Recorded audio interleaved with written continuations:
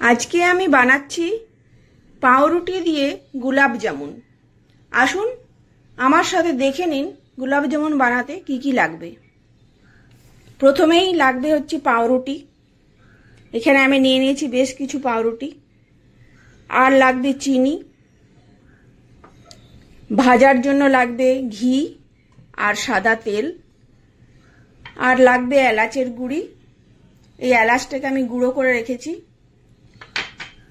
যেহেতু গোলাপ জামুন তাই গোলাপ না দিলেই নয়, তাই আমি এখানে কিছু গোলাপের পাপড়ি নিয়ে রেখেছি শুকনো। পাউরুটিগুলোকে প্রথমে গুঁড়ো করে নিতে হবে, তার জন্য লাগবে একটা মিক্সি। এবার আমি পাউরুটিগুলোকে এর মধ্যে দিয়ে দিচ্ছি গুঁড়ো করার জন্য।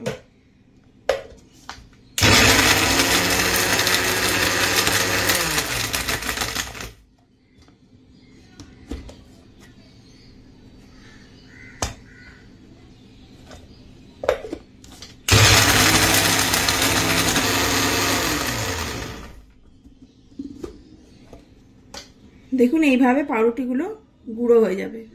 এরকম করে পুরো পাউরুটিগুলোকেই গুঁড়ো করে নিন। এখানে পাউরুটিগুলোকে আমি গুঁড়ো করে খুব ভালো করে দেখুন মিহি করে গুঁড়ো করে নিয়েছি। এরকমভাবে গুঁড়ো করে রেখেছি। এটা মোটামুটি ওজন হবে 150 গ্রাম।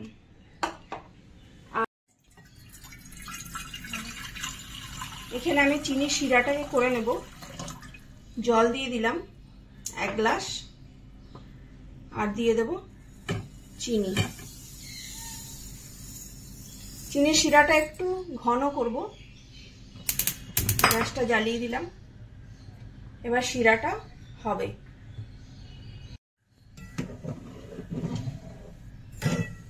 জলের মাত্রাটা এখন আমি 1 গ্লাস দিয়েছি। যদি দেখি যে আরেকটু বেশি ঘন হয়ে গেছে তখন আবার পরে জল অ্যাড করব। এবার এর মধ্যে দিয়ে দেব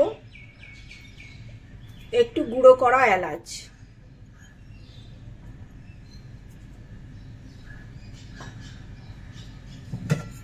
এবার এটাকে ফুটতে দেব ভালো করে। শিরাটা দেখব কতক্ষণ হচ্ছে।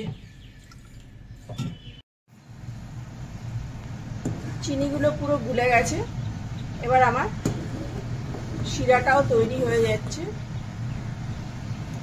জল যতটা চিনি দেবেন ততটাই জল দেবেন। 1 বাটি চিনি 1 বাটি জল। এবার এটা আরেকটু ঘন হবে।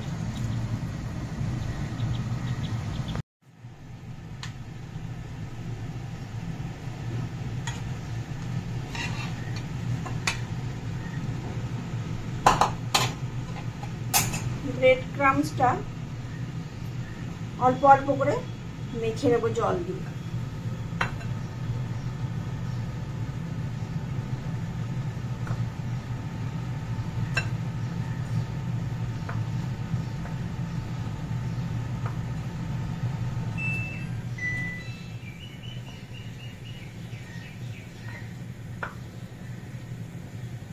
খুবই সামান্য জল দিয়েছি।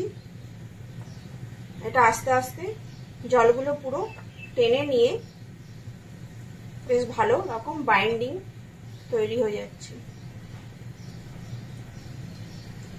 এইভাবে দেখুন এটা বেশ সুন্দর জলগুলো সোক করে নিয়েছে আর বেশ বাইন্ডিং এর মতো হয়ে গেছে। এই রকম পরিস্থিতি পর্যন্ত আপনারা জল দেবেন, সেটা আন্দাজে করে দিতে হবে। এবার এরকম করে ছোট ছোট গুলি করে নেবেন।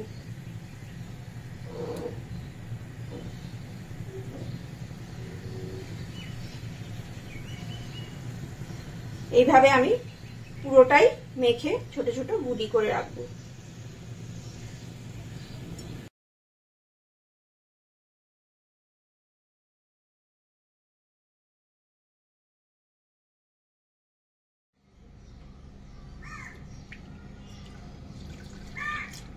শিরাটা গরম অবস্থায় একটা বড় পাত্রে ঢেলে রাখলাম।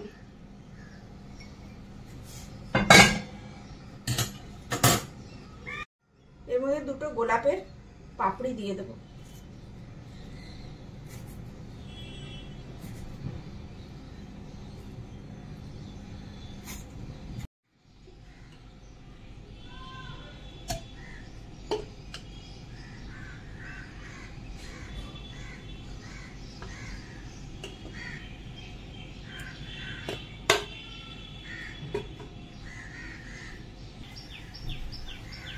প্রথমে প্যানে আমি ঘি দিয়ে দিলাম 3 চামচ। এবার একটু সাদা তেল দিয়ে দেব। পরিমাণটা একটু বেশি হবে কারণ ডিপ ফ্রাই হবে।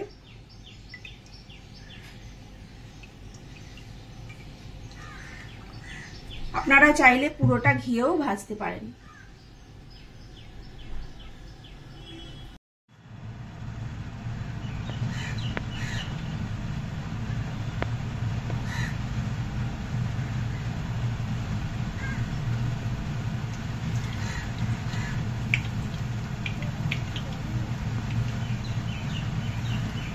একটা একটা করে গুলিগুলো তেলের মধ্যে ছেড়ে দিলাম। তেলটা যখন ছাড়বেন, যখন তেলটা কিন্তু প্রচন্ড গরম হবে না, হালকা গরম হবে, তা না হলে একদম পুড়ে যাওয়ার সম্ভাবনা বেশি। এবার আস্তে আস্তে প্রত্যেকটা গুলিগুলো এরকম ভাবে তেলের মধ্যে ছেড়ে দেবেন।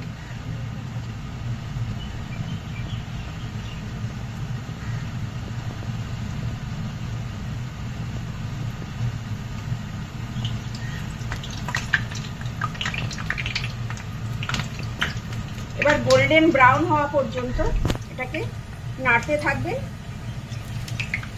নাহলে পরে ইভেনলি কুক হবে না। সব দিকটা সমানভাবে ভাজার জন্য এটাকে কন্টিনিউ নাড়তে হবে।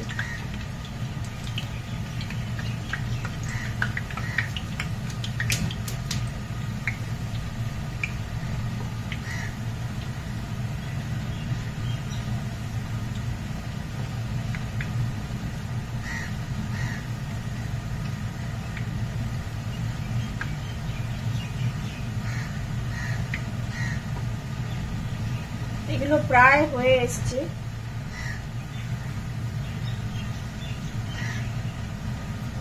দেখুন এই দিকটা বেশ ভালোই গোল্ডেন ব্রাউন হয়েছে, এইরকম প্রত্যেকটাই হবে।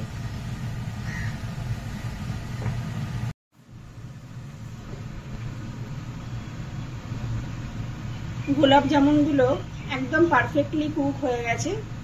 এবার আমি একটা একটা করে গরম অবস্থাতেই শিরায় ঢেলে দেব।